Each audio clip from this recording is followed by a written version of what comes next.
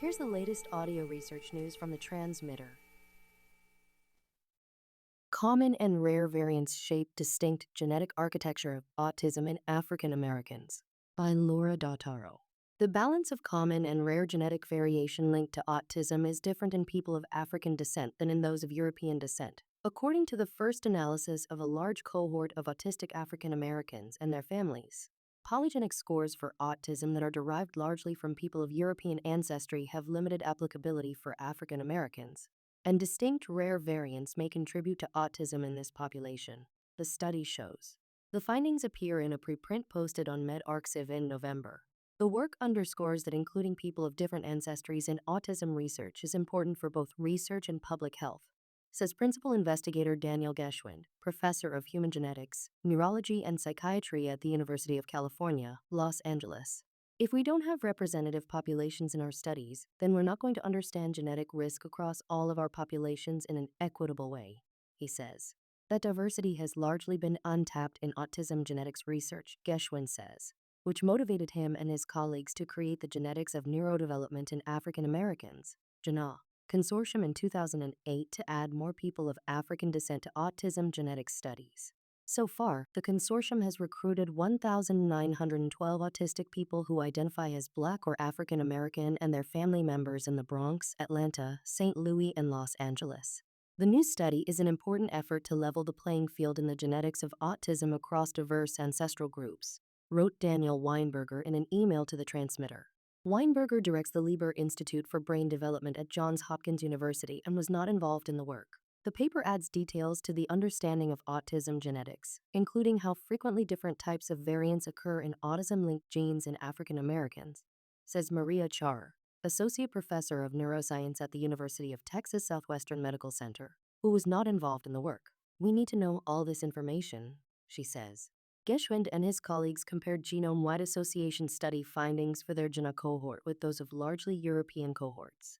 They also evaluated the effectiveness of polygenic scores based on variant data from largely European cohorts published in 2019, 2021, and 2024. Common variants linked to autism with genome-wide significance are at least partially shared across ancestries, the researchers found. But some variants in loci that are linked to autism in people of European descent have no effect in African Americans. Autistic people of European ancestry inherited polygenic risk at higher rates than their non-autistic siblings.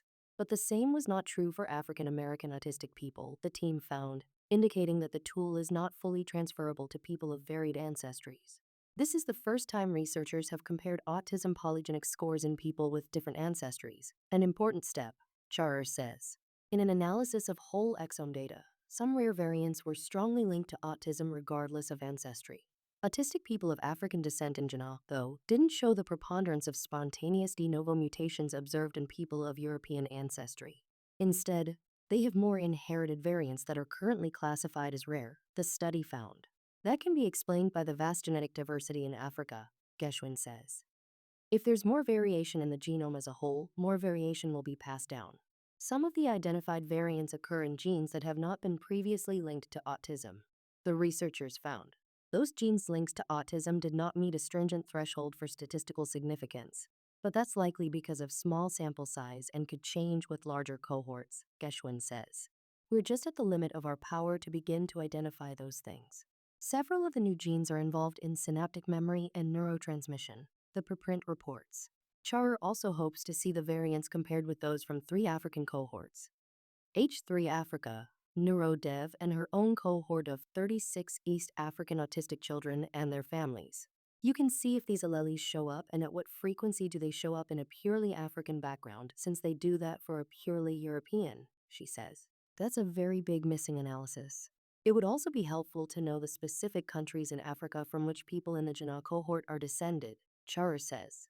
The researcher should also examine whether genetic results for African American people in SPARK, a large genetic study of autistic people in the United States, change with the addition of the new GENA dataset.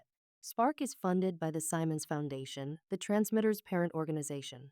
Comparisons with other datasets would be interesting, as would looking into ancestral origin in greater detail, Geschwind says. The current study is primarily a discovery analysis, he says. He says he expects that adding GNA data would help spark clinicians identify likely genetic causes of autism in more African Americans. He and his team are working to sequence the whole genomes of an expanded GNA cohort. The consortium hopes to double its sample size in the next few years, Geschwin says. This audio was created using artificial intelligence. Stay up to date with the latest neuroscience news and perspectives at thetransmitter.org. Follow audio research news on Spotify, YouTube, or wherever you get your podcasts.